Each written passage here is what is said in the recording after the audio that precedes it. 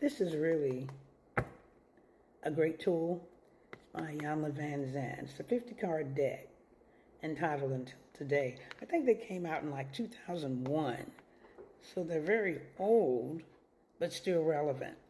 I was working with a couple later this evening, and it was really interesting, the dynamics between the two.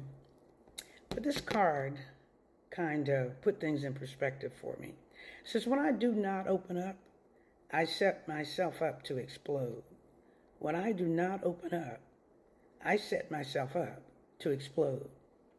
I often say, when you suppress, don't express, you will explode. Until today, you may have been holding on to secret thoughts and feelings. You may have been afraid to open yourself up to self-examination or outside scrutiny. But just for today, be willing to release those things stored in your heart and mind that are causing you discomfort. Back to the couple. The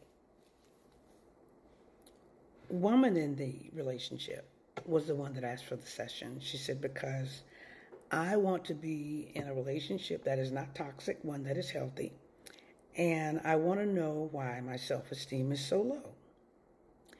And when I met her partner, I understood immediately why she felt the way that she did.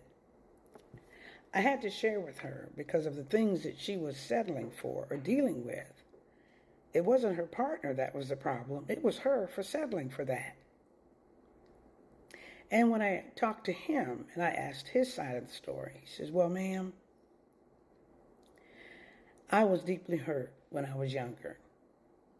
And I didn't care who I hurt after that. And I tried to tell her that. I like her, I love her, I care for her. But I have this thing about connecting emotionally. It's like there's a block there. I just can't get beyond giving somebody my emotion, he says. And I listened. She cried. I told him I completely understood. Because you see, when you are injured and you don't do anything about that injury, it festers. It doesn't heal. In order for you to heal, you must first feel. He's refusing to feel. He says, the moment I start to care for somebody, I feel myself caring for somebody, then I hurt him, I sabotage the relationship, I mess it up. But I love this woman, and I don't know what to do about my behavior. So, of course, I suggested individual counseling first. Because if you go and take care of yourself first, when you turn the light inward, then you prepare yourself for someone else. I said the same thing. I gave her the same advice.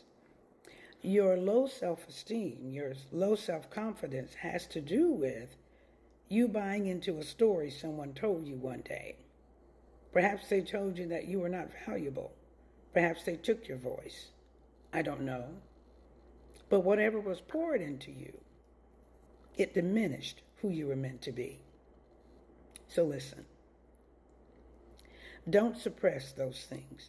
Become emotionally intelligent, EQ, which means once you learn to control your emotions, once you learn that you can express yourself, that it's okay to share your emotions with someone else. I know you're going to feel vulnerable, but vulnerability is not weakness.